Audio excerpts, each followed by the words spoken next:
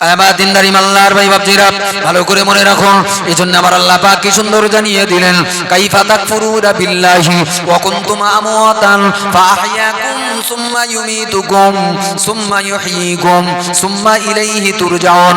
এই বান্দা বান্দিরা মনে রেখো বান্দা, কাইফা তাকফুরুনা বিল্লাহি ওয়া কুনতুম আমওয়াতা, তোমরা তোমাদের মালিক আমি আল্লাহ আমাকে কি করে ভুলে যাও, আমাকে কি করে তোমার জীবন থেকে দূরে সরিয়ে দাও। বান্দা তুমি কি একদিন মরা ছিলে না? তোমার কোনো অস্তিত্ব ছিল না, তোমার পৃথিবীতে জন্মগ্রহণ করা তোমার নাম পরিচয় কিচ্ছু ছিল না।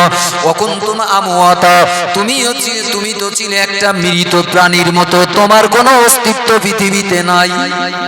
জোরে বলুন, ছিল বাপ? হায় রে আল্লাহ।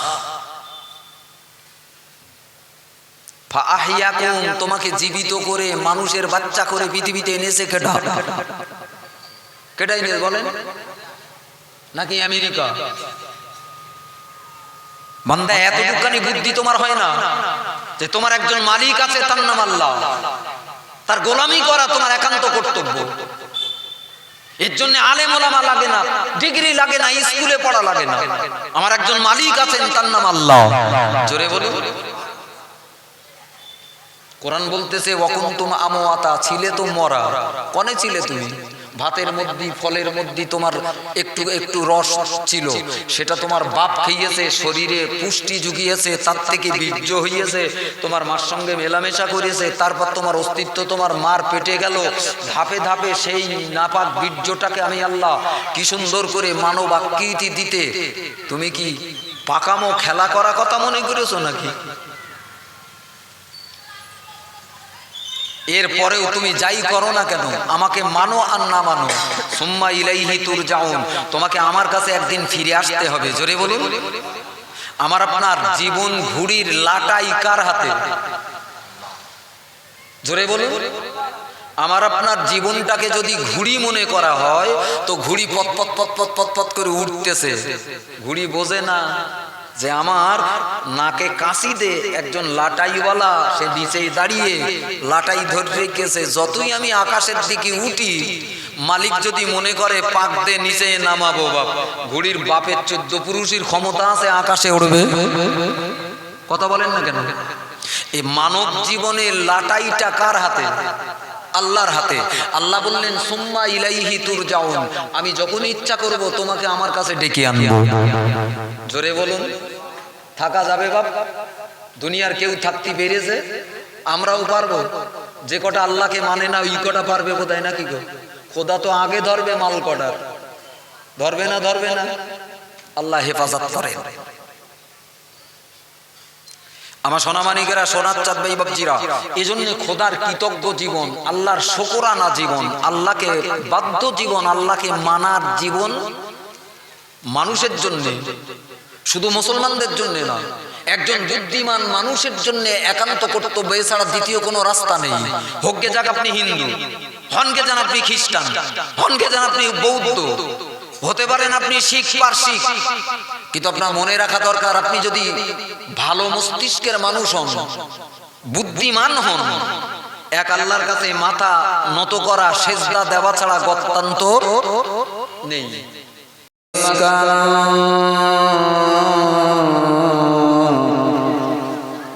হাওয়ালি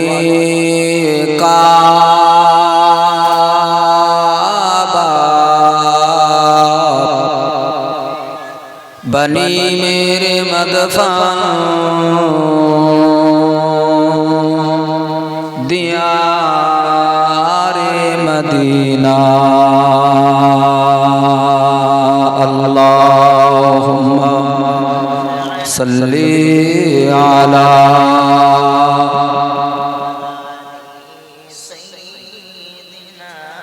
বাবা আপনারা একটু এগিয়ে আসেন, মাঝখানে ফাঁকা মতন দেখাচ্ছে। আল্লাহ পাকের শাহী দরবারে লাখো লাখো শুকরিয়া বাবা। দীর্ঘদিনের দিনী খেদমতে অংশগ্রহণ করা এই বাংলার আবজানগরের শান্তি কমিটি নামীয় এই সংগঠনটি সুন্নতুল জামাত সংগঠনের ছত্র ছায়ায়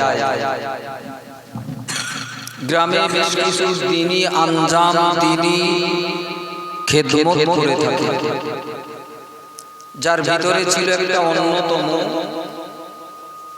অন্তত এলাকার মুরব্বী সহ এ সুন্দর এক মাহফিলের ইন্তজাম করা। প্রথম দিকে মসজিদে হয়ে আসলেও বিভিন্ন অসুবিধার কারণে মসজিদ থেকে জলসাটাকে সরিয়ে এখানে করা হয়। এটা আপনারা সকলে জানেন। এবছর শান্তি কমিটির এই সুন্দর মাহফিল, ভালো ভালো আলেম ওলামারা একের পর এক আপনাদের কাছে আসবেন। আমি তো একেবারে শুরুতে আপনাদের কাছে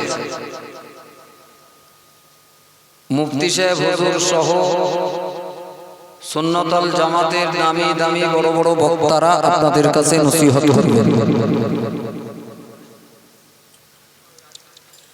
গ্রামের প্রতিটি মুরব্বী নওজোয়ান যুবক ভাইদের কর্তব্য এই মুহূর্তে মজলিসটাতে এসে বসা। অনুগ্রহ করে আমার নওজোয়ান যুবক ভাইরা, বাবা যারা রাস্তায় ঘুরতেছো, শান্তি কমিটির সদস্য কিংবা এই ভালো কাজে অংশ নেওয়ার জন্য ঘর থেকে বেরিয়েছো, সকলেই মজলিসে এসে বসুন।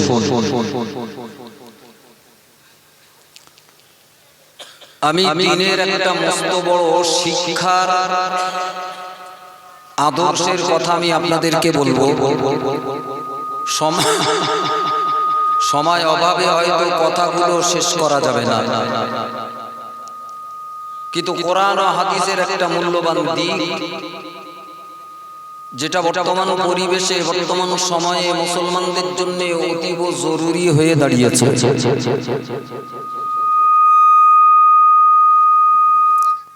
আমাদের সকলকে কোরআন ও হাদিসের মূল্যবান শিক্ষাটুকু বুকে নিতে হবে।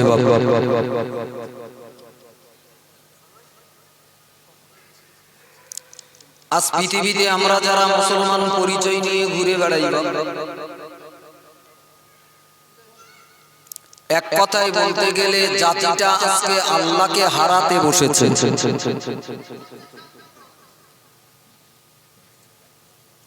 মুসলমানরা আল্লাহ হারা সম জীবন যাপন করতেছে। সমাজের অসংখ্য মুসলমান আল্লাহর হুকুমটাকে পুড়ে আঙ্গুল দেখিয়ে পাপের সাগরে হাবুডুবু খাচ্ছে। আফজানগরের প্রতিটি মুসলমান ভাই ভাই এবং মা বোনেদের এজন্য আমি খুব ছোট্ট কথায় একটা মূল্যবান শিক্ষণীয় দিক আমি আপনাকে বলবো।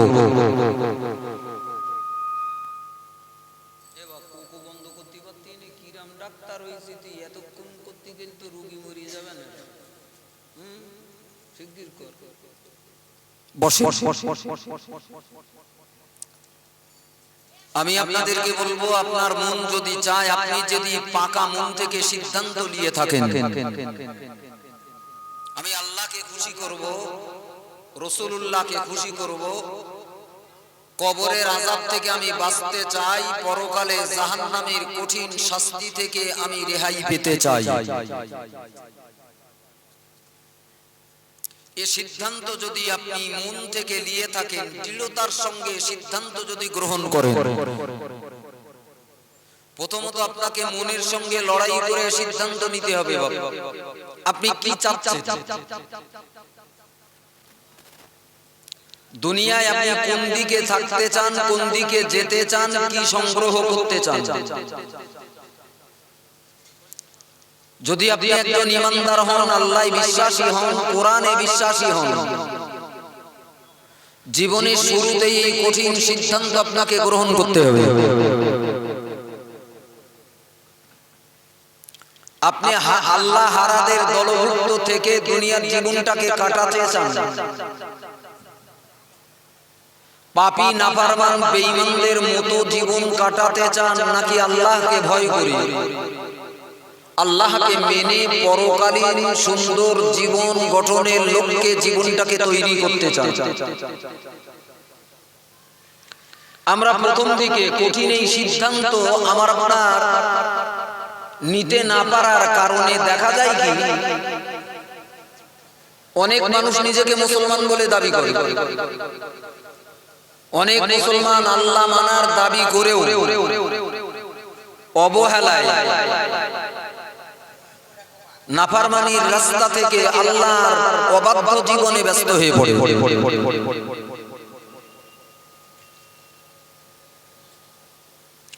আল্লাহ রাব্বুল আলামিন হলেন আমার আপনার শুধু নন, সারা পৃথিবীর একক স্রষ্টা। আল্লাহ যে মালিক, আল্লাহ যে সারা পৃথিবীর কর্তা, সৃষ্টিকর্তা, এতটুকুন বোঝার জন্য এমএ পাস করা লাগে না, বিএ পাস করা লাগে না, স্কুল কলেজের মোটা মোটা ডিগ্রি হাসিল করা লাগে না। সারা সৃষ্টি জগতের যেদিকে তাকাবেন, আপনি যদি সামান্যতম একটু জ্ঞান বুদ্ধি থাকে, আপনার মন সাক্ষী দেবে যে নিশ্চয়ই এর একজন মালিক রয়েছে। জোরে বলুন। দুনিয়ার শুরু থেকে একটা সূর্যকে আল্লাহ লাইট বানিয়ে দুনিয়ার আকাশে আল্লাহ উদিত করান। আজ পর্যন্ত সূর্যের কোনো ব্যতিক্রম ঘটেনি। জোরে বলুন। এর পিছনে কোনো স্রষ্টা নেই, কারণ নির্দেশ নেই, এমনি এমনি হয়। নির্ধারিত নিয়মে চাঁদ আল্লাহ আকাশে উদিত করায়, আবার নির্ধারিত নিয়মেই চাঁদটা অস্তমিত হয়।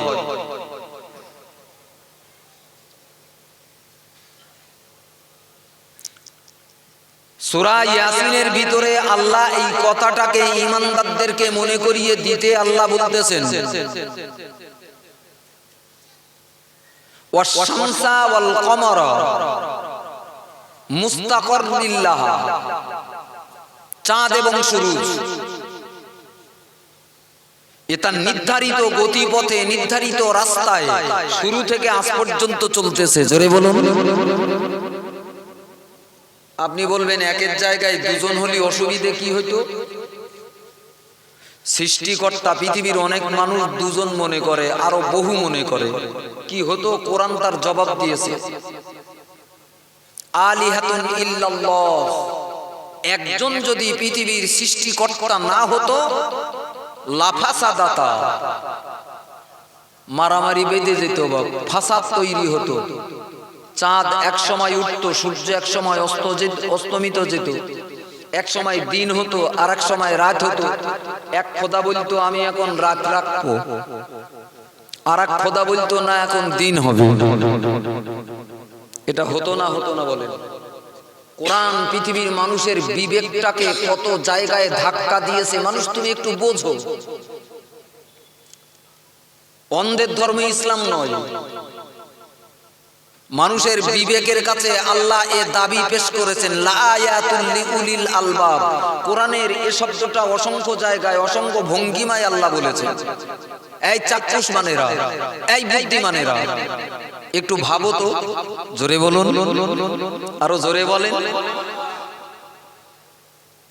সারা পৃথিবী আজকে অন্ধকারে ডুবে, আল্লাহর অস্তিত্বটাকে একদল মানুষ মাটির সঙ্গে মিশিয়ে ফেলতে চায়, নিজের জীবন থেকে আল্লাহর নামটা বিদায় করাতে চায়, সমাজ থেকে আল্লাহ নামটাকে কবর দিতে চায়। একদল মানুষ উঠে পড়ে লেগেছে বাবা, যদিও এরা কখনো সফল হতে পারবে না বাবা। সারা পৃথিবীর বেঈমানরা কম চেষ্টা করেনি। মক্কার বেঈমান থেকে শুরু করে, ফেরাউন থেকে শুরু করে, হামান থেকে শুরু করে, নমরুদ থেকে শুরু করে, পৃথিবীর কম বড় বড় রাজা বাদশা, কম ক্ষমতাধর শক্তিওয়ালা মানুষ কম চেষ্টা করেনি। তারা কি হয়েছে? হেরে গেছে। এটা কখনোই সম্ভব না বাবা। ইমামে আজম আবু হানিফা পৃথিবীর বিখ্যাত বড় ইমাম বাবা। ওই জামানায় বড় নাস্তিকের প্রভাব ছিল। তারা বলতো সৃষ্টিকর্তা বলে কেউ নেই। এরম নাস্তিক খুঁজলি দুটো একটা আগে পাওয়া যেত, এখন পাওয়া যায় কিনা জানি টানি। আফজানগরে নেই ঠিক, এরা সব আল্লাহর ওলি। তো সেই জামানাটা ছিল অত্যন্ত নাস্তিকের আধিক্য। ইমামে আজম নবী তো আর আসবে না, পৃথিবীর সবথেকে বড় ইমাম, 4 ইমামের অন্যতম ইমাম, আমরা যে মযহাবের অনুসারী।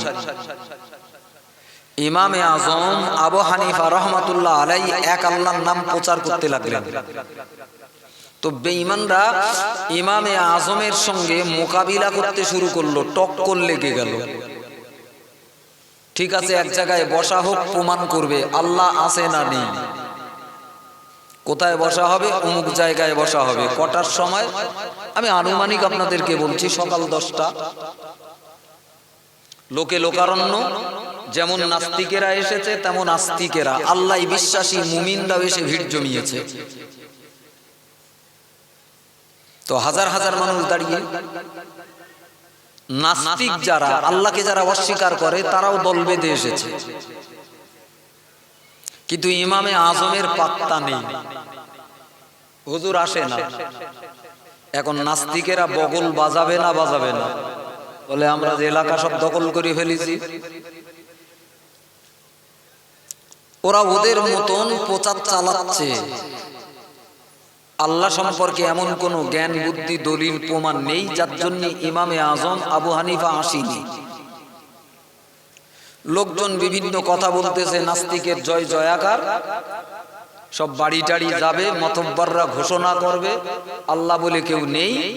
এমন সময় দেখা গেল পৃথিবী বিখ্যাত ইমামে আজম আবু হানিফা রাহমাতুল্লাহ আলাইহি টুক টুক টুক টুক করে মজলিসে এসে দাঁড়িয়েছেন। জোরে বলুন। পৃথিবীতে ঈমান ওয়ালাদেরকে যে আল্লাহ জয়ী বানাবেন, কোরআন শরীফে বহু জায়গায় এসেছে। এক জায়গায় আল্লাহ বলতেছেন কাতাবাল্লাহু লা আগলিবান্না আনা ওয়া রুসুলি। বিরোধিতা পৃথিবীর বেঈমানরা যতই করুক, সর্ব জায়গায় আমি আল্লাহ বিজয়ী করব। বিজয় হবে আমি আল্লাহ আমার এবং আমার নবীর। জোরে বলুন। প্রমাণ আমি আপনাকে দিতে পারবো না, যেহেতু একটা বিষয় নিয়ে আপনাকে একটু বোঝাবার চেষ্টা করছি। মাথা ঠান্ডা করে কথাগুলোকে মাথায় রাখেন, বিশেষত আমার যুবক ভাইরা। আফজানগরের শান্তি কমিটির প্রতিটি সদস্য, প্রতিটি নওজওয়ান যুবক ভাইয়ের কাছে আমার অনুরোধ, একটু পরেই আমি বিদায় নেব। আমার কথা কটাকে যদি মাথায় রাখতে পারো, মনে রাখতে পারো, নিশ্চয়ই আল্লাহ পাক তোমাকে দ্বীনের একজন খাদেম হিসাবে কবুল করবেন। জোরে বলুন। তো ইমামে আজম টুকটুক করে এসে দাঁড়ালেন। বেঈমানরা তো লাফিয়ে উঠেছে, ওই সে ফকির এসেছে, ওই সে ফকির এসেছে, ঘিরে ধরেছে। তোমার এখন আসার কথা, সকাল 10টায় আসবা বলে এখন এই বেলা 2টোর সময় আসতেছো। পাশের কাছ থেকে 2টো চেল্লাচ্ছে, আরে আসবে কি করে? মৌল সাহেবের ভাড়ে কিছু আছে? ভাড়ে কিছু থাকলেই তো সময় মতো আসবে। ইমামে আজম আবু হানিফা বললেন, বাবা আমার যে ভুল হয়েছে আগে একবার ক্ষমা চাইতে দাও। তো কিছু মানুষের প্রচেষ্টায় হুজুর মঞ্চে উঠেছেন, উঠে বলতেছেন, শোনো বাপ, আমি ঠিক সময় বেরিয়েছিলাম, 10টায় এখানে আসবো, 9টায় বাড়ি থেকে বেরিয়ে পড়েছি। কিন্তু তোমরা তো জানো আমার আসার পথে একটা নদী আছে। নদী, জোরে বলুন। কি আছে? নদী। তো আমি নদীর ধারে যথারীতি এসে দেখলুম কোনো নৌকো টৌকো, কোনো মাঝি টাঝি, কোনো ব্যবস্থা নেই। বাধ্য হয়ে আমি দাঁড়িয়ে থাকলুম। অনেকক্ষণ সময় পেরিয়ে গেল। তো সময় যখন অনেকক্ষণ পেরিয়ে গেল না, অতঃপর আমি দেখলুম জঙ্গলের একটা গাছ নিজে নিজে তক্তা হয়ে কেটে সেরাই হয়ে ওই একে একে জোড়া লেগে যাচ্ছে, নৌকো হচ্ছে। জোরে বলুন। নৌকো হয়ে আমার ঘাটের কাছে এসেছে, যেন আমাকে ডাকতেছে, আমাকে পার করিয়ে দেবে। আমি বড় অবাক হয়ে বললুম যে এ আবার হয়? লোকজন তো হই জাকাত দিচ্ছে, ওইতে দেখেছো ভাড়ে কিছু আছে, হেরিও তো যাবে, এখন কি করে ছাপাই দেয়। কিন্তু এই শিক্ষণীয় ঘটনা সারা পৃথিবীর নাস্তিকদের জন্য, আল্লাহ হারাদের জন্য, যারা আল্লাহকে মানতে চায় না, আল্লাহকে নিতে চায় না, আল্লাহকে কবুল করতে চায় না, তাদের জন্য পৃথিবীর সবথেকে বড় একটা শিক্ষা। জোরে বলুন। তো হই হই করতেছে। হুজুর বললেন, দেখো গাছটা নিজ নিজ তক্তা হয়ে, চেরাই হয়ে, ফাড়াই হয়ে নৌকো বনিয়ে গেছে। আমি তাতে উঠে আসতে যেই একটু দেরি হয়েছে। এখন বেঈমান যে কথা মাথা মোটা ছিল, ওরা বলতে এটা কি হয়? একটা গাছ জীবনে কখনো হইয়েছে? নিজে নিজে তক্তা হয়ে গায়ে গা লাগিয়ে নৌকো হয়ে গেছে। এ ফকির সাহেব তাঁতি পার হইয়ে আঙ্গার সঙ্গে বাহাস করতে আসতেছে। এ আষাঢ়ে গল্প কনে পেয়েছো হেগা, বলো দেরি করেছো, তোমার পুঁজি নি, এখন সন্ধ্যের সময় আসতেছো, স্বীকার করো। ইমামে আজম বলছে, কেন এটা স্বীকার করতে? আমি যে কথাটা বললাম তোমাদের মানতে অসুবিধা কোথায়? তো বেঈমানরা বলছে এটা মানা যায়। একটা গাছ কখনো নিজে নিজে চেরাই হইয়ে তক্তা হইয়ে নৌকো হতে পারে? একটা গাছকে সাইজ কাঠ বানাতে হয়, তারপর করাত কলে নিয়ে যেতে হয়, সেখান থেকে তক্তা বানাতে হয়। তক্তা হওয়ার পরে এই তক্তাগুলোকে মিস্ত্রি দ্বারা একে অপরে সুন্দর করে প্রেগ দিয়ে আটা দিয়ে সেটে সুন্দর করে কেটে বেছে তারপর নৌকো। এ কি জাতা কথা? ইমামে আজম বলতেছে, শোনো, বাহাস হয়ে গেছে, আমার প্রমাণ আমি তোমাদের দিয়েছি। বলতে কিরাম প্রমাণ দিলে? একটাই ভুয়ো আষাঢ়ে গল্প বললে, আবার বলতেছো প্রমাণ দেছো মানে? বলতে আমি প্রমাণ দিছি পৃথিবীর একজন সৃষ্টিকর্তা আছে, জোরে বলুন সুবহানাল্লাহ, আর তিনি হলেন আমার আল্লাহ। জোরে বলুন, আরো জোরে বলুন। নাস্তিকেরা বলতে তোমার এই আষাঢ়ে গল্পের ভিতরে কি প্রমাণ?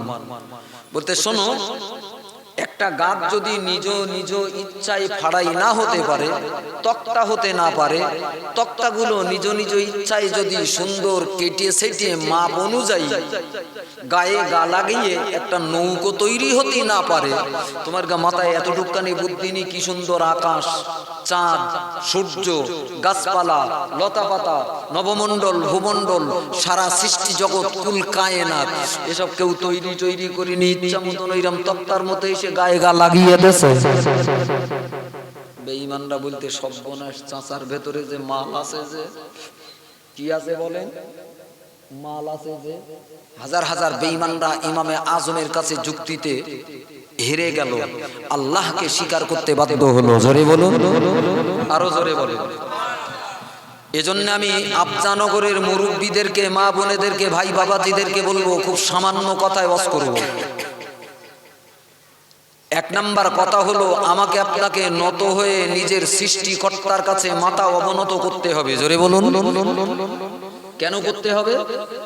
কারণ আমি মানব, আমার জীবনের সবথেকে বড় দান, বড় অবদান যার, তিনি হলেন সৃষ্টিকর্তা আল্লাহ। জোরে বলুন। আমার জীবনের সবথেকে বড় অবদান কার? আল্লাহ। এটা অস্বীকার করা যাবে না। সারা পৃথিবীর দিকে তাকিয়ে দেখলে যা প্রমাণ পাবেন, আমার আপনার বডিটাকেই আল্লাহ সৃষ্টি জগৎ বানিয়েছেন। জোরে বলুন। কোথাও গাছগাছালি আছে না নেই? কোথাও নদ নদী, কোথাও পাহাড় পর্বত, কোথাও বা আবার সমুদ্র, নদী, নালা, খালবিল। নিজের শরীরটাতেই আল্লাহ গোটা পৃথিবীর উপমা স্বরূপ বানিয়েছেন। আল্লাহ বললেন, নিজের চেহারার দিকে তাকাও। তুমি একা একা সৃষ্টি হইলে না তোমাকে কেউ বানিয়েছিল? নাপাক বীর্য তোমার মায়ের একটা প্রকোষ্ঠে, মায়ের একটা কামরায়, তোমার বাপের স্খলিত একটা নাপাক পানি তোমার মায়ের পেটের ভিতরে একটা থলির ভিতরে আমি সংগ্রহ করলাম। জোরে বলুন আল্লাহ আল্লাহ। আজকে না বুঝে সেই আল্লাহকে অস্বীকার করো। এই নাপাক পানিটাকে ক্রমান্বয়ে একটার পর একটা 40 দিন অন্তর পরিবর্তন করতে লেগেছেন। জোরে বলুন। নাপাক বীর্য, নাপাক পানিটাকে আল্লাহ মাংস পিণ্ড তৈরি করলেন। জোরে বলুন। কে করেছিল? পানিটা যদি পানি থেকে যেত, নারদ তুমি কোথায় থাকতে? আল্লাহকে চিনতে পারোনি? আল্লাহকে সেজদা দিতে মন চায় না? আল্লাহর গুণগান করতে ভালো লাগে না? আজকে নাস্তিকের মতো জীবন কাটিয়েছো আল্লাহকে। আস্তাগফিরুল্লাহ, আস্তাগফিরুল্লাহ। আল্লাহ বললেন, বান্দা তোমার অস্তিত্বের দিকে তাকিয়ে দেখো। এই নাপাক পানিটাকে ক্রমান্বয়ে রক্ত করে, তারপর গোশতের পিণ্ড করে, তার ভিতরে হাড় হাড্ডি ঢুকিয়ে সুতোর মতো সরু হাড় আর শিরা। আমি যদি সেদিন তোমার পাশে না দাঁড়াতাম, আমার রহমত যদি তোমার পাশে না দাঁড়াতো, দুনিয়ার মুখ কোন 14 পুরুষ তোমাকে তৈরি করেছে? না নিজে নিজে তৈরি হয়েছো? দুনিয়ার কোন ডাক্তার, কোন ইঞ্জিনিয়ার, কোন বৈজ্ঞানিক, কোন রাষ্ট্রনেতা, কোন তোমার দরদি, কোন তোমার ধরম বাপ তোমার অস্তিত্বটাকে কুদরতের এ সুন্দর নমুনায় গড়ে তুলেছে? জোরে বলুন। চিন্তা করবেন মাঝে মাঝে, বালিশে মাথা রেখে একটু আল্লাহর অস্তিত্ব নিয়ে ভাববেন, মনটাকে নরম করবেন। সেই আল্লাহ হারা জীবন কাটাচ্ছি, সে আল্লাহকে ভুলে গেছি।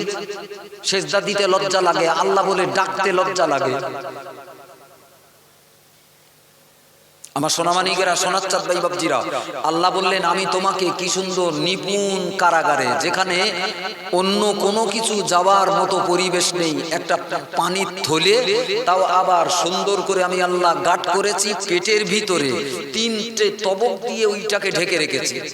এক জায়গায় যদি লিক হতো তুমি দুনিয়ায় আসতে পারতে না, মায়ের গর্ভেই পচা রক্ত হয়ে দুনিয়ায় নির্গত হতে তুমি মানব শিশু হিসাবে জন্মাতে পারতে না। জোরে বলুন।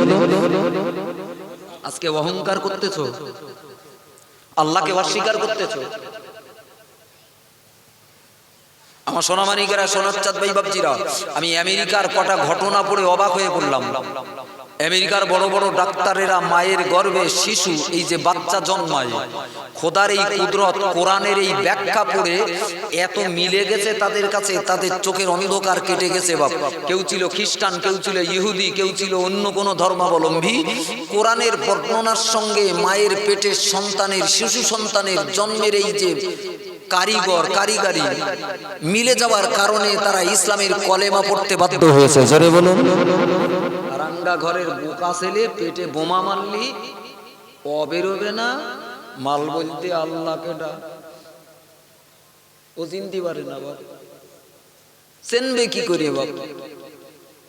ও তো নাদনের চাইতে বড় নাদন। হেদায়েত দেনেওয়ালা আমার আল্লাহ। জোরে বলুন। আল্লাহ বলতেছে, বান্দা তোমার জীবনের এই শুরুর মুহূর্তগুলো 9 মাস 10 দিন যে মায়ের পেটে ছিলে, একটা মুহূর্তের জন্য আমি আল্লাহ যদি আমার রহমতটাকে উঠিয়ে নিতাম, তোমার মানব জীবন মায়ের পেটে পচে গলে নষ্ট হয়ে যেত। জোরে বলুন। আমার রহমত সামাল দিয়েছে, বারবার তোমার পাশে দাঁড়িয়েছে। সুন্দর একটা বডি তৈরি হয়েছে, মানব বডি, মানব দেহ, বাচ্চা শিশু সন্তান। মায়ের পেটে কত বাচ্চা মারা যায়, যায় না? যায় না? মরা বাচ্চা জন্ম পেট থেকে বের হয়, হয় না? হয় না? আরে বাচ্চা হতে, ডেলিভারি হতে যেয়ে অনেক বাচ্চা মরে, কিংবা অনেক প্রসূতিও মরে, মাও মারা যায়, যায় না? যায় না বাপ? আল্লাহ বললেন, বান্দা বান্দা আজকে তুই আমাকে অস্বীকার করতিস রে বান্দা, এত বড় নেমো খারাম তুই, এত বড় চিটিংবাজ, এত বড় জালিয়াত তুই। মায়ের পেট থেকে আমি আল্লাহ যদি ইচ্ছা করতাম, তোর মতো বান্দাটাকে আমার গলা টিপে মারা লাগতো না, আমি শুধু এক জায়গায় একটা নাক মোড়া দেব, মায়ের পেটে কাদার দলা মতো পড়িয়ে থাকতিস, মরা বেরুতিস। জোরে বলুন। আমি আল্লাহ, আমার কত দয়া, বান্দাকে আমি মায়ের পেটে মারবো না, দুনিয়ার মুখটা দেখাবো, সুন্দর করে মায়ের পেট থেকে বার করে আনলাম দুনিয়ায়। লাল রক্তে তোর মা ছটফট করতেছে, মরণের ব্যথা যন্ত্রণা হজম করেছে, আমি আল্লাহ বাচ্চাটাকে দুনিয়ায় আনলাম। দুনিয়ায় আসার পর দুনিয়ার কত মানব সন্তান, কারো ঠ্যাং থাকে না, কারো চোখ থাকে না, কেউ বিকলাঙ্গ, কেউ কানা, কেউ খোড়া, হয় না? হয় না? কথা বলেন, আফজানগরে বোধহয় হয় না, নাকি গো? আল্লাহ আল্লাহ, আল্লাহর অস্তিত্বটার কথা মনে করুন বাপ, মনটাকে একেবারেই নরম করেন। আমার খোদা কত বড় দয়া করলো। আল্লাহ আমাকে বিকলাঙ্গ না করে, খোড়া ন্যাংড়া না করে, একেবারেই গোটা মানব শিশুর সুন্দর অবয়ব দিয়ে মায়ের প্রত্যেকে আল্লাহ দুনিয়ায় এনেছেন। জোরে বলুন। আমার হাতে বল ছিল না, আমার চোখ ছিল কিন্তু চোখে শক্তি ছিল না, মুখ ছিল, জবান ছিল কিন্তু ভাষা ছিল না। জোরে বলবেন না সুবহানাল্লাহ। পা ছিল কিন্তু হাঁটার, আল্লাহ আল্লাহ। আজ মানুষ কি নাফরমানি করতেছে বাবা, আল্লাহ হারা জীবন তৈরি করতেছে, কি পাপের জীবন কাটাচ্ছে বাবা।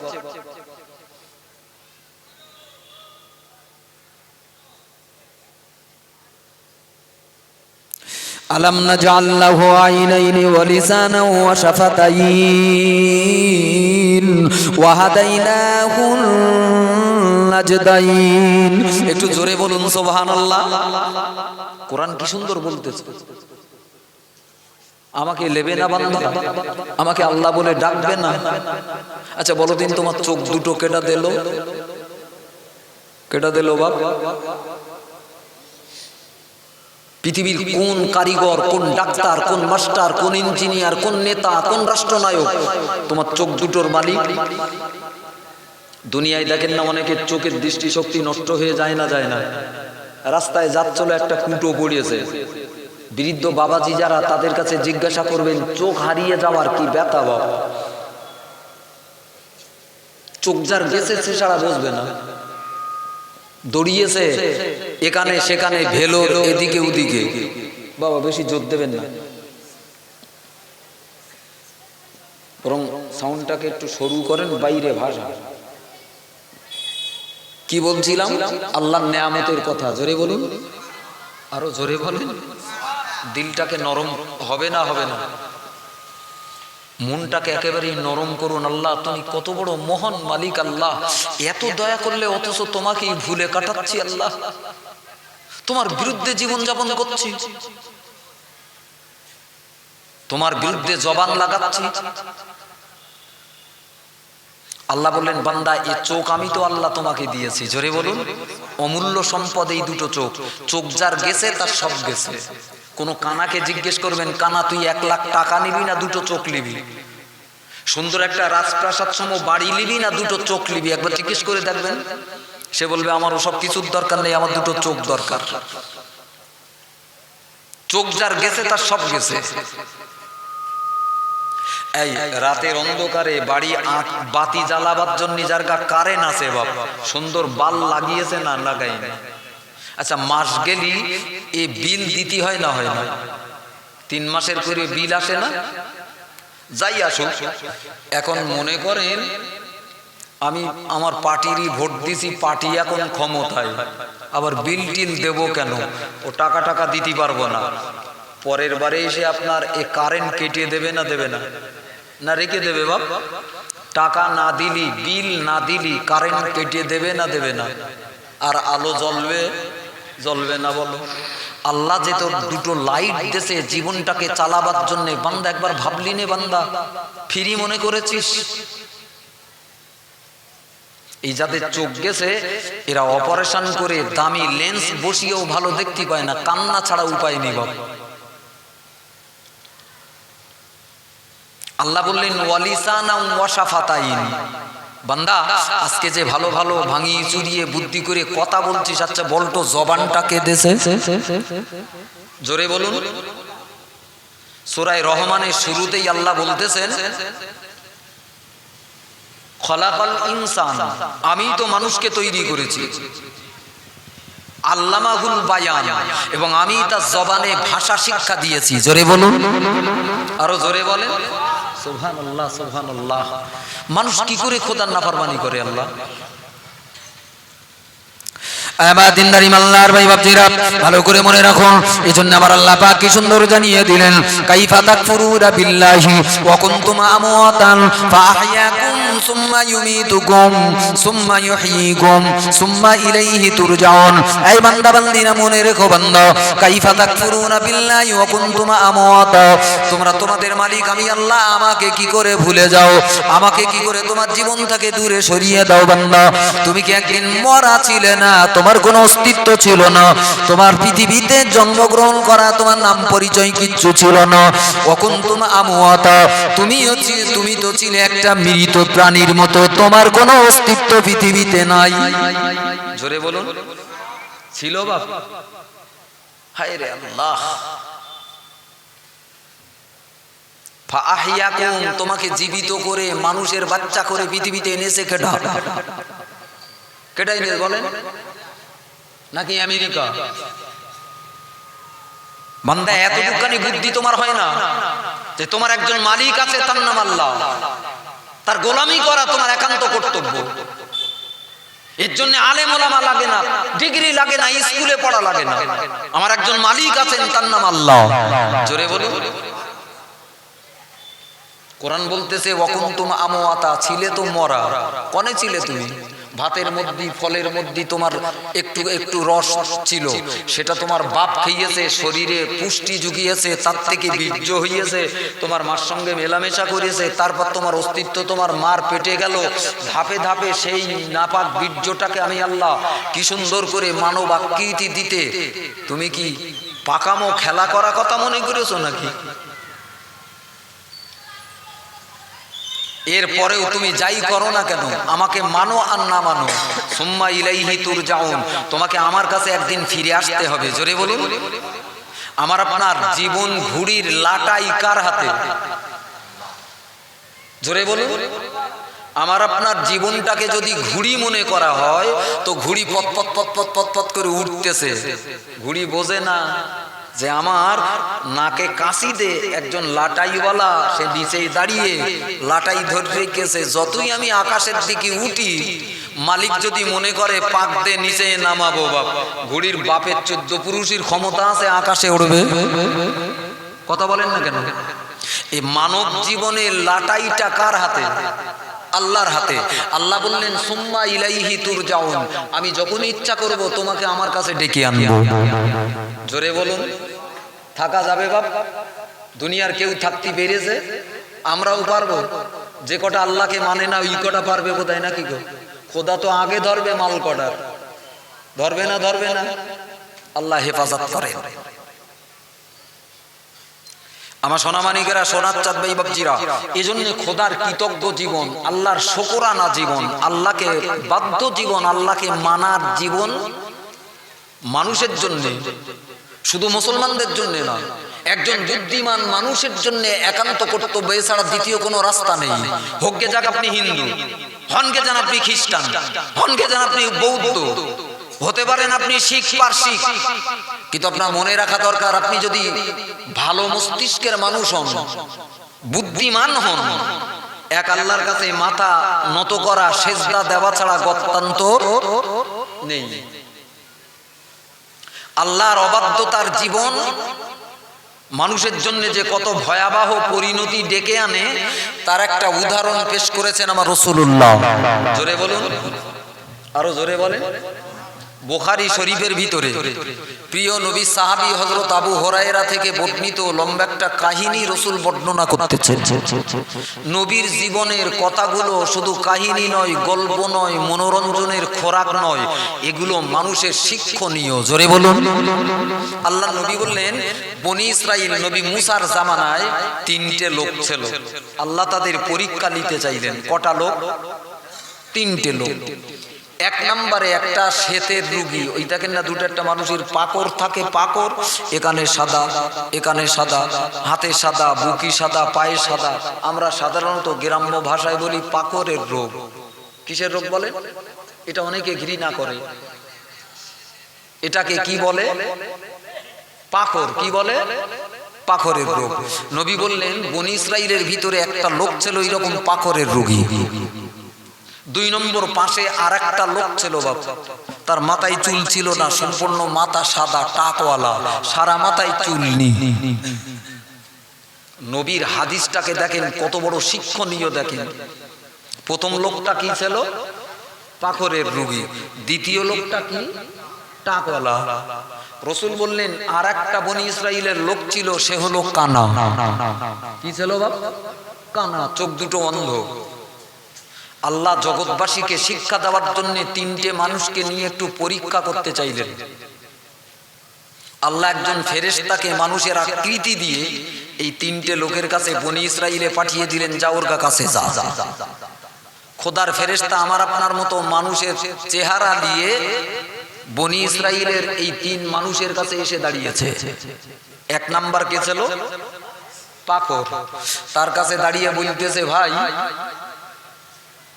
তোমার সবথেকে বড় প্রয়োজন, বড় দরকার কি বলো দিনি? আচ্ছা বলেন, পাকরের রোগ যার, সে কি চাবে? এ চাবে আমার পাকরের রোগ, শরীরে এই যে 2 রকম রং, কোথাও সাদা কোথায় কালো, এটা ভালো হয়ে যাক, মানুষ আমাকে ভালো চোখই দেখে না। তো আমার সব থেকে চাহিদা বেশি, প্রয়োজন পাকড়ের রোগটা ভালো হোক, শরীরটা খুব সুন্দর একটা মোলায়েম চামড়া গজিয়ে উঠুক। জোরে বলুন, চাবে না? চাবে না? চাবে। তো খোদার ফেরেশতা পরীক্ষা নেবে তো বাপ, মাথার থেকে পা পর্যন্ত একবার হাত টেনে দিয়েছে খোদার হুকুমে, সাথে সাথে পাখুরি রোগটা ভালো হয়ে গেছে, সুন্দর মোলায়েম চকচকে চেহারা বেরিয়ে পড়েছে। জোরে বলুন, আর একটু জোরে হবে না সুবহানাল্লাহ? এই আইয়ুব নবীর চেহারায় সব ক্ষতবিক্ষত, ঘা লেগে গেছে, পোকা লেগে গেছে, চামড়া বেরিয়ে, হাড় বেরিয়ে গেছে। খোদার ফেরেশতা এসে বলল, এক কাজ করো, হাত বুলিয়ে দিলে আর পানিতে একটুখানি গোসল করতে বলল। নূতন হইল না হয়নি? আল্লাহ পারে না? পারে না? এক নিমেষে পারে না বাপ? আমরা খোদার ক্ষমতাটাকেও চিন্তা করি আর কাহিনীর শিক্ষাটাকে নিজের জীবনে বাস্তবায়িত করি। আফজানগরের ভাই ও বাপজিদের জন্য এর চাইতে বড় শিক্ষা বোধহয় আর পৃথিবীতে নেই। কেউ টাকার অহংকার দেখাচ্ছে, কেউ পার্টির ক্ষমতার অহংকার দেখাচ্ছে, বলে আল্লাহ আল্লাহ করে কি হবে, ওই ফকির কটা আল্লাহ আল্লাহ করুক। কেউ মাস্টার, কেউ ডাক্তার, কেউ ইঞ্জিনিয়ার, আল্লাহ দুনিয়ার সম্পদ দেশে, সে সম্পদের মায়ায় আল্লাহকে হারিয়ে ফেলেছে। আছে না নেই? তো প্রথম লোকটার কাছে খোদার ফেরেশতা দাঁড়িয়ে বলতেছে, তুমি কি চাও? ও বলতে, আমার রোগটা বা চামড়াটা ভালো হোক। খোদার ফেরেশতা হাত বুলিয়ে দিয়েছে, মোলায়েম চেহারা। এরপর বলতেছে, আর কি চাও? তো পাকর রোগটা বলতেছে, আমি আর কি চাবো, গরিব মানুষ, ভালো খাওয়া দাওয়া হয় না, নুন আনতে পান্তা ফুরোয়, তা তুমি যদি একান্ত দিতে চাও, একটা গাভীন উট তুমি দাও, বাছুরওয়ালা উট। ওই গাভীন পেটে বাচ্চা, দুদিন পরেই বাছুর হবে, দুধ খাবো এবং বিক্রি করব, বাছুরটাও বড় হলে বিক্রি করে আমার অনেক সম্পদ বেশি হবে। তো তুমি এক কাজ করো, দিতে যদি চাও একটা গাভীন উট দাও। কি চাচ্ছে? জোরে বলুন। গাভীন উট চাচ্ছে। খোদার ফেরেশতা হাতের ইশারা করতেই একটা গাভীন উট দৌড়ে দৌড়ে কাছের কাছে এসেছে, দড়িটা ধরিয়ে পাকড়ওয়ালার হাতে তুলে দিয়েছে। জালে যা যা যা করে খেয়ে গিয়ে যা। জোরে বলুন, আরো জোরে বলেন। ও এখান থেকে চলে গেছে, উটটা দেও বেরিয়ে পড়েছে। খোদার হুকুমে দ্বিতীয় লোকটার কাছে গেছে। দ্বিতীয় লোকটা কে ছিল?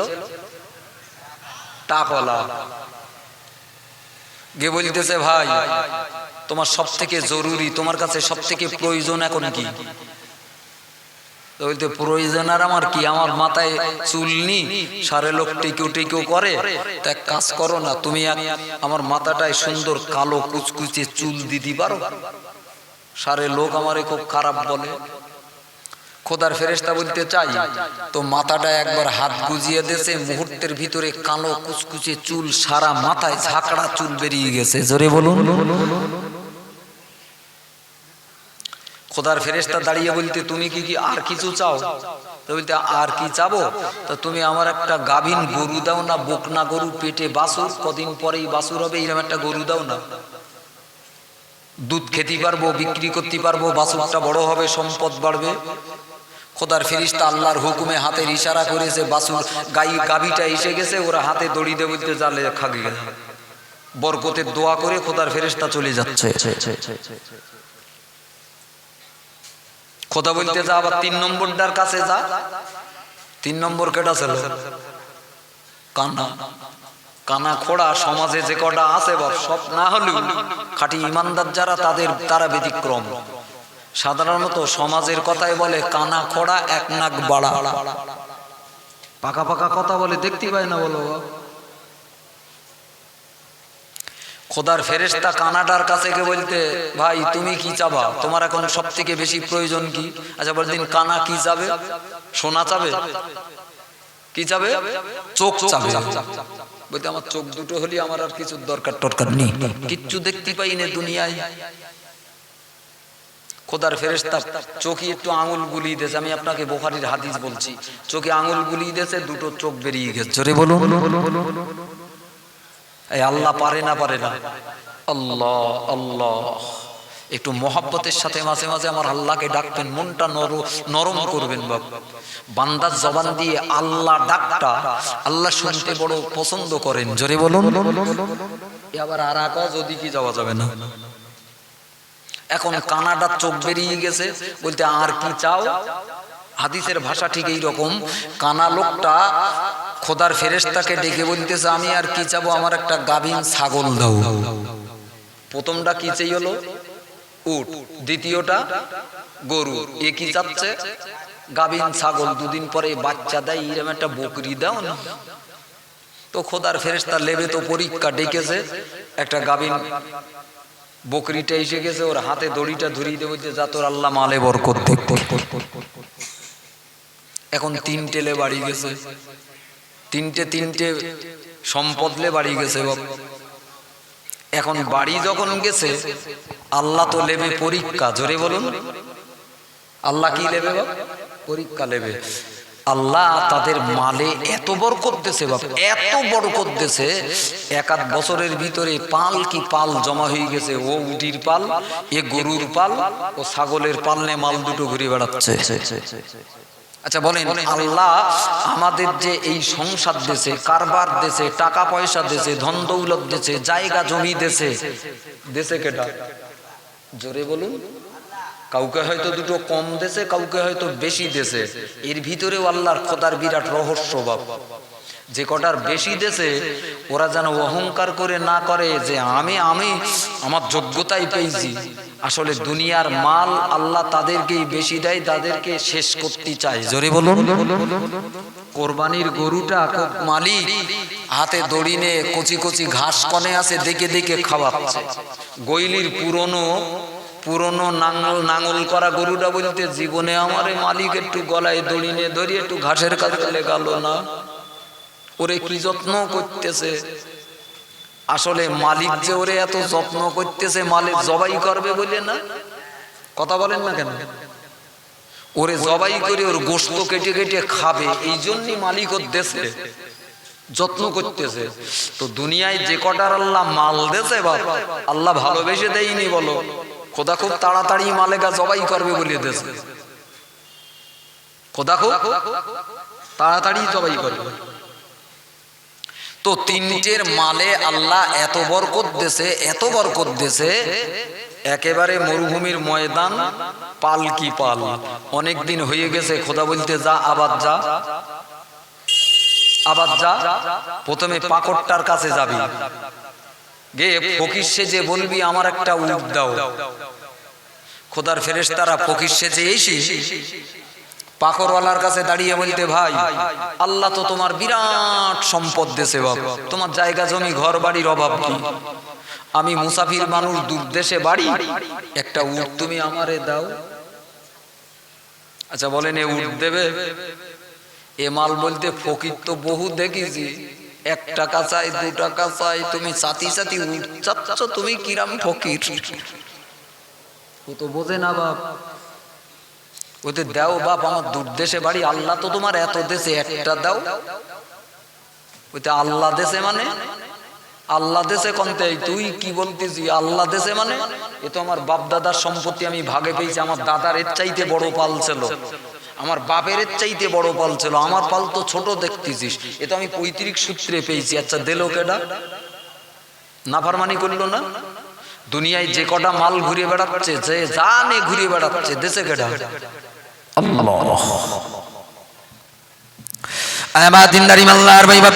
ভালো করে মনে রাখো, আল্লাহর ফেরেশতা দাঁড়িয়ে গেল। এই আল্লাহ নাফরমান বান্দা, আল্লাহকে অস্বীকারী বান্দা পাকড়ওয়ালাকে ডেকে বলল, এই আল্লাহর বান্দা, আল্লাহ তোকে এত সম্পদ দান করলো, এত মালমাত্তা দান করলো, একটা কি তুমি আমাকে দেবে না গো আল্লাহর নামে? ও আমার দিনদার ইমানদার ভাই বাপজিরা, আল্লাহর নাম শুনে সে এমন করে রেগে উঠলো, মাল তো দেওয়া দূরে থাক, আল্লাহর ফেরেশতাকে তাড়িয়ে দিল, মানব রূপী ফকিরটাকে বিতাড়িত করলো। ও আমার দিনদার ইমানদার ভাই বাপজিরা, ফেরেশতা এই জায়গায় দাঁড়িয়ে বলল, এই আল্লাহর নাফরমান বান্দা, আল্লাহ তোর প্রতি এত দয়া করলো, এত মায়া করলো, আমার যেন এমন করে মনে পড়ে, তোমার মুখটা যেন চেনা চেনা পড়ে। তুমি কি সেই পাকড়ওয়ালা নও? একটু জোরে বলুন সুবহানাল্লাহ। চেনা চেনা মতো লাগবে জানো? তুমি সেই পাকড়ওয়ালা না? সেই রাস্তার ধারে দাঁড়িয়ে দাঁড়িয়ে কান্দিলে আমার কেউ নেই, খোদা বাঁচাও, খোদা বাঁচাও। আমি এসে তোমার গায়ে হাত বুলিয়ে দিলাম, সুন্দর চকচকে চেহারা হলো। আমি বললাম তুমি কি চাও, তুমি বললে একটা উট দাও। আমি দিলাম, দোয়া করে দিলাম, আল্লাহ বরকত দাও, আল্লাহ বরকত দাও। এত মালমাত্তা পেলে আর আজকে সেই আল্লাহর নামে একটা দিতি তোমার এত কষ্ট হয়? খোদার মাল খোদাকে দেবা, এত কৃপণ তুমি? দুনিয়ার মানব জাতি শিক্ষা লাও, টাকা আল্লাহ তোমাকে দেছে, টাকার মালিক আজকে তুমি সেজেছো, কিন্তু দেনেওয়ালা কেডা? মনটাকে নরম করো আল্লাহর জন্যে, অকাতরে বিলাবার মন তৈরি করো, আল্লাহর কৃতজ্ঞতা স্বীকার করো, নাফরমানদের দলভুক্ত হইও না। কি করে ধ্বংস হবা দেখো। খোদার ফেরেশতা দাঁড়িয়ে দাঁড়িয়ে খোদার কাছে দোয়া করতে, আল্লাহ তোমার মাল পেয়ে যখন তোমার নামে একটু দিতে চাইলো না, আল্লাহ এর সমূলে ধ্বংস করে দাও। আগে যেরাম ছিল মাল ওরে সেই রাম বানাও। আচ্ছা, আগে দেওয়ার সময় দোয়াটা কবুল হইল, নেওয়ার সময় বোধহয় কবুল হয় না, নাকি বলেন? যে দিতে পারে সে লিতেও পারে তো, নাকি যে দিতে পারে সে লিতে পারে না? দুজন মালিক টালিক আছে বোধহয়। আল্লাহ, মনটাকে নরম করো মুসলমানের বাচ্চা। এখনো তোমাকে সাদামাটা ভাষায় বলছি, তুমি যদি মানুষের বাচ্চা হও, আল্লাহর অস্তিত্ব তাকে হৃদয়ে পোষণ করো, আল্লাহকে সেজদা দাও। তার জন্য খোদার ফেরেশতা বদদোয়া করলো, সব গেল ধ্বংস হয়ে। খোদা বলতে দু নম্বরটার কাজ যা, দু নম্বর কেটা ছিল টাকওয়ালা। মাঝে মাঝে বালিশে শুয়ে রসুলের এই হাদিসটার কথা মনে করবেন, তাহলে দিলটা নরম হবে, আল্লাহর কৃতজ্ঞতা স্বীকার করতে ইচ্ছা হবে। আমার দিনদার ইমানদার ভাই বাপজিরা, আমার আল্লাহ নবী জনাবে মুহাম্মদ রাসূলুল্লাহ সাল্লাল্লাহু আলাইহি ওয়াসাল্লাম ও আবার আবজানো করে নওজনেরা, যুবকেরা, মা বোনেরা আমার, একটুখানি আপনাকে বলে দিয়ে যাই, মনে রাখুন বুখারী শরীফের ভিতরে রাসূলুল্লাহ কি সুন্দর হাদিস বর্ণনা করলেন। ও দুনিয়ার মুসলমানরা, একটু শিক্ষা গ্রহণ করো, একটু জীবনটাকে বদলে নাও। আল্লাহ নাফরমানি করতে যেও না, আল্লাহর গুণগান তৈরি করো, আল্লাহর সেজদা দাও, আল্লাহ নাফরমানি করে জীবনটাকে নষ্ট করো না।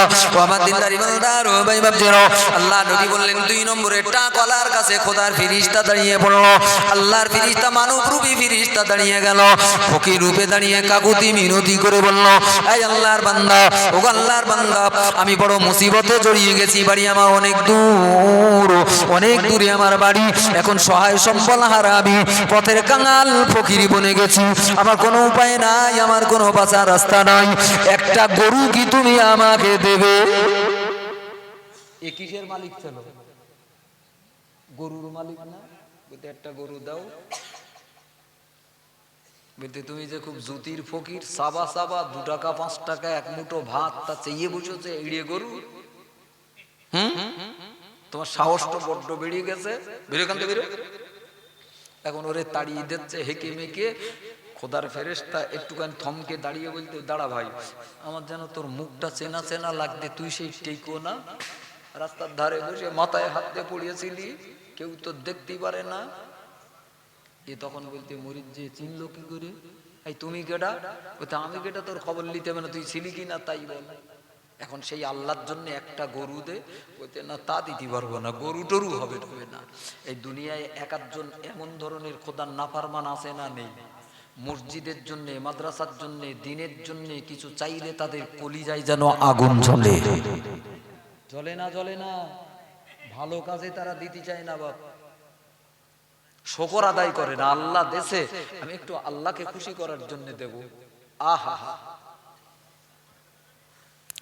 আমার দিনদার ইমানদার ভাই বাপজিরা, আল্লাহ নবী জনাবে মুহাম্মদ রাসূলুল্লাহ সাল্লাল্লাহু আলাইহি ওয়াসাল্লাম ও আপনারা করে নওজোয়ান যুবক ভাইরা, ছেলেরা, মেয়েরা, ও মুরব্বিরা, বাপ জানেরা, মায়েরা, একটু মনের কান দিয়ে শুনে রাখুন।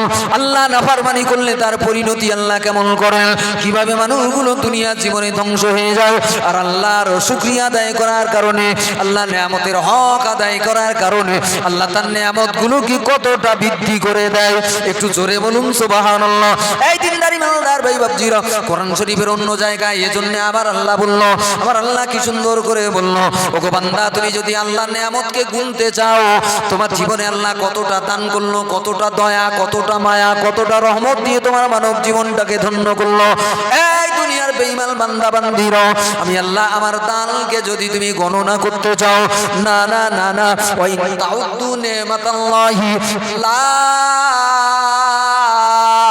তুহসুহা, আমি আল্লাহ তোমার জন্য যা করেছি, আমি আল্লাহ তোমাকে মানব জীবনটাকে ধন্য করার জন্য যা করেছি, আমার দানগুলো যদি তুমি গণনা করতে চাও, না না না না, গণনা করে শেষ করা যাবে না। একটু জোরে বলুন সুবহানাল্লাহ। আল্লাহর দান গুনে শেষ করা যাবে বাবা? একদল মানুষ বোঝে না বাপ, মাল পেয়েছে মনে করতে আমি আমার বুদ্ধির জোরে কামাই করেছি। তোর মতো মাল একটা একটা নাট আল্লাহ খোদা বেরেন একটুকে টাইট দিয়েছে, ছেলে স্কুলের হেডমাস্টার ছেঁড়া চট গাইতে রাস্তায় ঘুরে বেড়াচ্ছে, আছে না নি? তো সিং উঠেছে এরা, এই নাদন আল্লাহ হারারা মাথায় সিং গজিয়েছে, মরবি বললে গেছিস? আল্লাহকে লিতি মন চায় না, আল্লাহ সেজদা দিতে ভালো লাগে না। ছেলে ইঞ্জিনিয়ার, আল্লাহ নাটটা হালকা করতেই দিতেছে, এখন রাস্তায় ঘুরতেছে আর পায়খানা খেয়ে মরতে। এই কবি নজরুলের নাম শুনেছেন? বিদ্রোহী কবি কাজী নজরুল, তার ব্রেন যা দিল, আমার মনে হয় উপমহাদেশে এমন ব্রেনওয়ালা মানুষ খুব সংখ্যায় কম। ইংরেজদের বিরুদ্ধে তার পদ্যগুলো তরবারির চাইতে দামি। বিশ্বকবি হওয়ার রবীন্দ্রনাথ না হওয়ার কথা ছিল তো কাজী নজরুলের, শুধু নামের আগে মোহাম্মদ। ব্রিটিশ সরকার পছন্দ করেনি, আর ছিল ওদের বিরুদ্ধে আগুন জ্বালানো বিদ্রোহী কবিতার লেখক।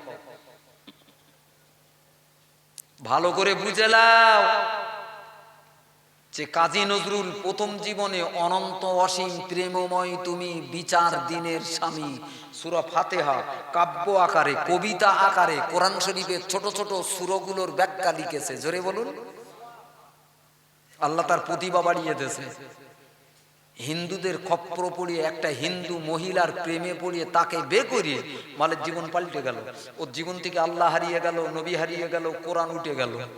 কি হলো? হিন্দু মতো হয়ে গেল বাপ। শেষ জীবনে গান লিখতে শুরু করলো, গান শ্যামা সঙ্গীত লিখতে শুরু করলো। ওদের এই দেবদেবীদের নে যেমন আগে আল্লাহর নামে লিখতো, এখন উই লিখতে শুরু করে। নবীর নামে লেখা বাদ দে, দেবদেবীর নামে লেখা। খোদা বলতে মাল যে ঘুরিয়ে শুয়েছে, আমি একটু ঘুরিয়ে দেই।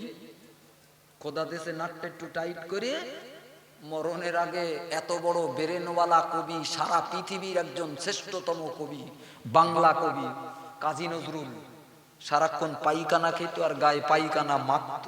দেখেছেন তার জীবনের শেষ পরিণতি? আল্লাহ আল্লাহ। খোদার সঙ্গে মাক্কারি করতে যেও না,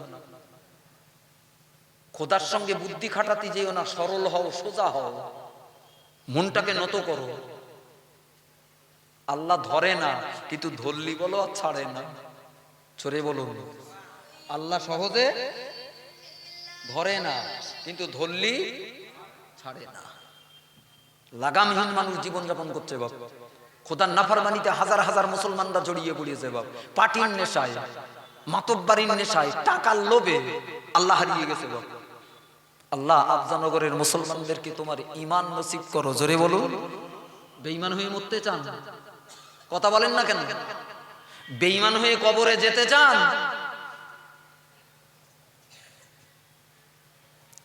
আমার দিনদারি মাল্লার ভাই বাপজিরা, ভালো করে মনে রাখুন, আল্লাহ নবী জনাবে মুহাম্মদ রাসূলুল্লাহ সাল্লাল্লাহু আলাইহি ওয়াসাল্লাম ওয়া দিনদারি মাল্লার ভাই বাপজিরা মানব জাতিকে বোঝানোর জন্য কি সুন্দর উপমা তৈরি করলেন। ওয়া দিনদারি মাল্লার ভাই বাপজিরা, আপনার নগরের নওজোয়ান যুবক ভাই বন্ধুরা, ও নওজোয়ান যুবক তোমাকে বলছি বাপ, আল্লাহ তোমাকে মুসলমানের ঘরে সন্তান বানিয়ে দিল। আল্লাহ তোমাকে নওজোয়ান সুঠাম দেহ দান করলো। আল্লাহ তোমাকে কত বুদ্ধি দিল, কত জ্ঞান দিল। আল্লাহ নাফরমানিতে ব্যয় করতে যেও না, পাপের কাজে হারিয়ে ফেলো না। মসজিদে যাও, আল্লাহকে একটু সেজদা দাও, আল্লাহর নামে একটু সেজদা দাও, আল্লাহ তোমার উপরে রহমত দান করবে। তোমার মতো কত নওজোয়ান আল্লাহ হারা হয়ে পড়লো, আবার আল্লাহ নাফরমানি করতে শুরু করলো, টাকার অহংকারে জড়িয়ে পড়লো, আল্লাহকে ভুলে গেল, পয়সার অহংকারে জড়িয়ে পড়লো, জায়গা জমি সম্পদ আল্লাহ দান করলো, অহংকারী করে আল্লাহ হারা হয়ে পড়লো, আল্লাহকে হারিয়ে ফেললো। তার জীবনের পরিণতিগুলোকে তুমি কি একবার ভেবেছো বান্দা? ও দিনদারি মাল্লার ভাই বাপজিরা, এলাকার নওজোয়ান যুবক ছেলেরা, ভাইরা, বন্ধুরা, আমি তোমাকে টার্গেট করে বলছি বাপ, আল্লাহ তোমাকে যাও নওজোয়ান যুবক বানিয়ে রেখেছে। তোমার এই সময়ের এক রাকাত নামাজ বৃদ্ধ বয়সে 40 রাকাত 70 রাকাত কোনো বর্ণ নয়, আল্লাহ তার চাইতে উত্তম বানিয়ে দেছে। ও আমার দিনদারি মালদার ভাই বাপজিরা, একদিন প্রিয় নবী রাসূলুল্লাহর কাছে জিবরাইল আগমন করলো। আল্লাহ নবীর কাছে জিবরাইল দাঁড়িয়ে পড়লো, আমার আপনার নবীকে ডেকে বলেছিল, ইয়া রাসূলুল্লাহ, ইয়া হাবিবাল্লাহ, আকাশ থেকে যখন মুষলধারে বৃষ্টি পড়ে, এই বৃষ্টি কত ফোঁটা আল্লাহ জমিনে দান করলো, এটা কি গোনা সম্ভব? আমার আপনার দয়াল নবী, সোনার নবী আমার জিবরাইলকে বলেছিলেন, ওগো ভাই জিবরাইল, এই জিবরাইল কাল বাড়িয়ে শুনে রাখো, আল্লাহর নেয়ামত বৃষ্টির পানি, এর ভিতরেই মানব জীবনের অনেক উপকার নিহিত গো, না না গুণে শেষ করা যাবে না, এটা কখনো গণনা করা যায় না, এটা আমি বলতে পারবো না কত ফোঁটা পানি আল্লাহ কার থেকে নাজিল করলো। ও জিবরাইল, এটা কি গোনা সম্ভব? আল্লাহর নবীকে জিবরাইল ডেকে বলল, ইয়া রাসূলুল্লাহ, ইয়া হাবিবাল্লাহ, বৃষ্টির পানি যেমন গোনা যায় না, বৃষ্টির পানি যেমন গণনা করা যায় না, ইয়া রাসূলুল্লাহ, ইয়া হাবিবাল্লাহ, দুনিয়ার কোন একজন নওজোয়ান যুবক, মুসলমান ঘরের ছেলেরা যখন নামাজে দাঁড়ায়, আল্লাহর ইবাদতে দাঁড়িয়ে যায়, মসজিদে খোদার বান্দেগিতে দাঁড়িয়ে যায়, তার একটা সেজদা দেওয়ার কারণে আমার মালিক আল্লাহ এত নেকির হকদার বানায়, এত পুণ্য, এত নেকি আল্লাহ তার নামায় আমলে দান করে, তার নেকিগুলো পর্যন্ত বৃষ্টির ফোঁটার মতো গুনে গুনে গুনে গুনে শেষ করা যায় না। একটু জোরে বলুন সুবহানাল্লাহ। আর রস করা যাবে না। মহাশয় এসেছেন, আরো ভালো মানুষ বাবাজিরা, কেউ তো ছিল না, একটাও না। আমি ভাবছিলাম আজকে গেছে, এ দোকান পাতাতেই হবে আর গুটি ইলে বাড়ি যাইতে হবে, মাল বেচা কেনা হবে না। বা বিদায় লগ্নে আমি শুধু আপনাকে মনে করিয়ে দিই খোদার দয়ার কথা, খোদার মায়ার কথা, পদে পদে পদে পদে পলে পলে আল্লাহর রহমতগুলো যদি আমার আপনার পাশে সামাল না দিত বাপ, তোমার মতো বুড়ো, তোমার মতো টাকাওয়ালা পয়সাওয়ালা, তোমার মতো নেতা মাতব্বর কোথায় কোন জায়গায় পড়ি থাকতো খোদা ভালো জানে। অতএব নাফরমানি নয়, অহংকার নয়, এখনো নত হও, সেজদা দেওয়ার জীবন তৈরি করো, একটা সেজদা তোমার মানব জীবনটাকে ধন্য করবে। জোরে বলুন। কোরআন শরীফ আল্লাহ বলেছেন, আল্লাহর নৈকট্য পেতে চাও, আল্লাহকে রাজি করতে চাও, ওয়াসজুদ ওয়াক্তারিব, সেজদা দাও, আল্লাহর নিকটে যাও। জোরে বলুন। যার জীবনে সেজদা নেই, সে যত ভালো কাজ করুক আল্লাহ পেতে পারবে না। কি পেতে পারবে না? আল্লাহ পেতে পারবে না। রাসূল এক হাদিসে বলেছেন, একটা সেজদার দাম কত জানো? একটা তোমার মানব জীবনের একটা সেজদা, আল্লাহু আকবার বলে জমিনে মাথা রেখেছো, আগে কপাল দিলে, তারপর নাক দিলে, সুবহানা রাব্বিয়াল আলা, সুবহানাল্লাহ, যা মুখে আসে তাই বড়। তবে নামাজে না, নামাজের নির্ধারিত তাসবিহ পড়া দরকার। তুমি তাসবিহ পড়ো খোদার। রাসূল বলতেছেন কত দাম জানো? নবী একটু বোকা শোকা ছিল বোধহয়, নাকি বলেন? আমরা বড্ড চালাক, নবী একটু বোকা ছিল। আল্লাহ আল্লাহ। রাসূল বলতেছেন একটা সেজদার দাম কত জানো? সারা পৃথিবীতে যত সোনা দানা মণিমুক্তা হীরা জহরাত মালমাত্তা টাকা পয়সা ধন দৌলত আছে, গাড়ি পাল্লার এক পাল্লায় চাপাও, অপর দিকে তোমার খাঁটি একটা সেজদা চাপাও। আমি নবী বলছি খোদার কসম, বান্দার একটা সেজদা দুনিয়ার সমস্ত মালগুলোকে হালকা করবে, সেজদার পাল্লা ভারী হবে। আল্লাহ টাকা চায় না, চোখ দেশে, নাক দেশে, বডি দেশে, টাকা দেশে, পয়সা দেশে, বউ দেশে, বাচ্চা দেশে, কারবার দেশে, সংসার দেশে, খোদা কিচ্ছু চায় না। বিল দিতে হবে না, তোর কোনো বিল লাগবে না। তুই শুধু রাতের অন্ধকারে একটু সেজদায় দেই, আল্লাহকে ডাক, আল্লাহ কতদিন আমার নাফরমানিতে জীবন কেটে গেছে, আল্লাহ তোমার নাম নিতে পারিনি, আল্লাহ আল্লাহ আমার জীবন যে অনেকটা সময় কেটে গেল, আল্লাহ আল্লাহ তুমি আমার এই সেজদাটাকে কবুল করো। জোরে বলেন, আরো জোরে বলেন। আমি শান্তি কমিটির উদ্যোগে আফজানগরের ভাই ও বাবাজির এই সুন্দর মাহফিল, আমি অনুরোধ করব শান্তি কমিটির পাশে থাকেন। আর আফজানগরের শান্তি কমিটি মানে সুন্নতুল জামাতের ছত্র ছায়া, এই কমিটিটা চলে। কথা ঠিক না বেঠিক বাপ? বর্তমান সময়টা বড্ড জটিল বাপ। কেউ সাদার গায়ে একটুখানি কালি লাগিয়ে দে বলতে ওইটা কালো, আর কেউ কালোর গায়ে একটুখানি চুন ঘষে দে বলতে ওইটা সাদা। আসল সাদাও চিনতে পারে না, কালোও চিনতে পারে না। কানা মুরগির মতো মাল কিছু বাজারজাত হয়েছে না হয়নি। বিশ্বাস করুন, বিশ্বাস করুন। দাদা হুজুর কেবলাকে যদি খাঁটি মনে হয়, আল্লামা হুজুর কেবলাকে যদি খাঁটি মনে হয়, আল্লামা দরগাপুরীকে যদি খাঁটি মনে হয়, সুন্নাতুল জামাতের কর্ণধার মুফতি আব্দুল কাইয়ুম সাহেব খাঁটি মনে করুন, তার সিদ্ধান্তগুলোকে মেনে চলুন, আপনার জবাবদিহি খোদার কাছে আসান হয়ে যাবে। দাদা পীরকে মানলে, আল্লামা হুজুরকে মানলে, আল্লামা বজলুর রহমান দরগাপুরীকে মানলে যে রাস্তায় আপনি দাঁড়িয়ে থাকতে পারতেন, জান্নাতি রাস্তা, সরল সহজ পথ, আল্লাহ পাওয়ার রাস্তা, আমি বিশ্বাস করি আমাদের এলাকায়, আমাদের এলাকার কথা বলি, সারা পৃথিবীর মুসলমানদের বলবো না, এক এক জায়গার জন্য আল্লাহ দিন বাঁচাবার জন্য এক একজনকে কবুল করেছেন। বর্তমানে এই ডামাডোলের বাজারে চতুর্দিকে যখন টালমাটাল চলতেছে বাপ, আমি বিশ্বাস করি যতদিন কোরআন এবং হাদিসের উপরে দাঁড়িয়ে সিদ্ধান্তগুলো মুফতি সাহেব দেবেন, আমরা মানতে রাজি না? রাজি না? জোরে বলুন। আমরা কেউ অন্য পীরের ভক্ত, কেউ অন্য সংগঠন করি, কেউ অন্য আলেমকে খাঁটি মনে করি। আমি আপনাদের পায়ে ধরে বলবো, আফজানগরের মুসলমান, যার ভক্ত হওগে যাও, যে সংগঠন করোগে যাও, কিন্তু মনে রেখো বর্তমান সময়ে যদি আল্লাহ পেতে চাও, আল্লামা হুজুর দাদা হুজুরের মত পথে চলতে চাও, কাইম সাহেবের মতো যোগ্য আলেম যে কথাটা বলে সেটাকে মনে বিশ্বাস করে নাও, সেই মোতাবিক চলো, তোমার ব্রেনে কুলাবে না। তাই তো হুজুরের কথাটা কেন বললে, এই ফতোয়াটা কেন, তুমি বুঝতে পারবে না, তোমার বোঝার ক্ষমতা নেই। ও বুঝতে গেলেও খানিকটা এলেমের দরকার থাকে, সে এলেম তোমার নেই। কথা বলেন না কেন? অতএব আমি বিদায় নেবো বাপ। আমি বাড়িতে বসেছিল, মস্কত তোমার খেতুন হুজুর আমার ডেকে এলে, সেই লিখেছে সেই শাকচুড়ো বাজারের ওখানে এক মাদ্রাসা ডুবে যাচ্ছে, পাতিলা চন্দ্র সেইটা দেশে ঘাড়ে তুলে, ঋণী ডুবে গিয়েছে মাদ্রাসা, নাম টাম কিচ্ছু নেই, 120 জনের মতো ছাত্র, 9টা শিক্ষক, মাসে যার খরচ 1,75,000 টাকার মতো, এক বস্তা চাল একদিনই কুলোনে যাচ্ছে না। আচ্ছা বলেন, আমার হাতানি মাতানি চালনি চুলুনি আমি টানবো কি করে? বলছে টানতে হবে তোমার, যাও দেখো কে যাও। কি করব? সেখানে গিয়ে পড়িয়াছি বাপ, তার রিজালে সব আগামী কাল এবং পরশু। পাতিলা চন্দ্র হানাফিয়া ইমামে আজম আবু হানিফার নামে মাদ্রাসা। আমি বিস্তারিত আজকে বলবো না, কালকে যদি যান আমি ওখানে বলবো। আজকে সুন্নাতুল জামাতকে বলা হচ্ছে আমরা নাকি শাফি মাযহাবের, জবাব কালকে দেব। আমি আপনাদের হাতে ধরে বলবো বাপ, আফজানগরের কিছু নওজোয়ান যুবক ভাই বড্ড ভালোবাসে, তারা মহাব্বত করে, ভালোবাসি ভালোবাসি, এ ভালোবাসা নয়।